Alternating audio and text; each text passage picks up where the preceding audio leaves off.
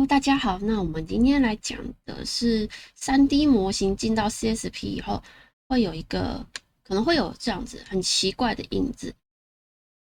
来，我们看一下右手边这个，就是看起来比较正常的模型影子，它的影子的边缘都是这样子比较平滑的。然后它的看起来投影也是比较正常的。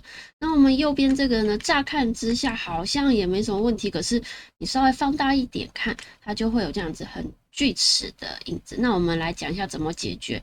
那我示范的话会从 Blender 这边来示范，因为目前我测一下，就是我3套软体都有测过，那目前只有 Blender 好像会有这样子的问题，如果没有做任何设定的话。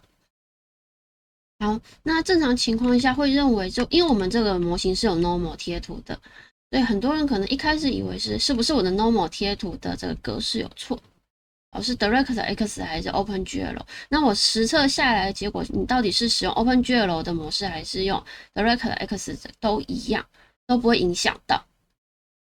那关键的点就在于我们软体里面的设定了。我们在网络上面去查 normal 的设定的话，第一个一定要有一个 normal map 的节点，然后把它连过来。那个 color space 这里呢，把它改成 non color。好，但我实测下来也是没有什么差别的，所以这边我就先把它调回来，都不动。那要调的其实是哪里呢？是一个有点算陷阱的地方，就是这个我们的 roughness。这个就是我们的粗糙度。那通常像是我们做模型，其实有的时候，如果它不是一个塑胶的东西，我们都不希望它油油滑滑的，所以我们会很下意识的把它的 roughness 值改到1，会像这样子。然后我们就输出嘛，所以就是会出来的结果就会像这样子。那你把它改成0，就会像这样子。好，那有些人可能是使用那样 Substance 之类的软体去绘制你的贴图，然后再进到 Blender 贴上来。那它在输出的时候，可能就会带有什么呢？可能就会带有这个 Roughness 的贴图，像这样子粗糙度的贴图。好，那这边这个就是有贴图的版本，那因为这个角度问题，所以它会有点透视，但不影响我们是看影子的效果。其实就是很明显可以看出它有一些差异。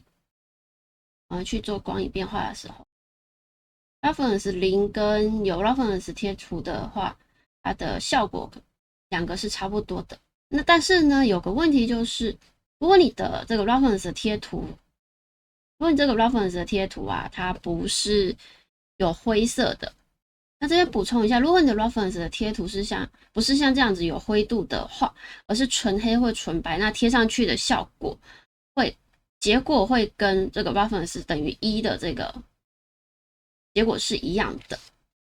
所以呢，如果希望模型的那个影子好看的话，我会建议在 Blender 里面设定的时候，把它改成0，这样子就是不要有这个节点，就直接把它改成0是最快的。好，那这就是我们这次如何解决锯齿这种锯齿状的阴影的一个方法。谢谢大家。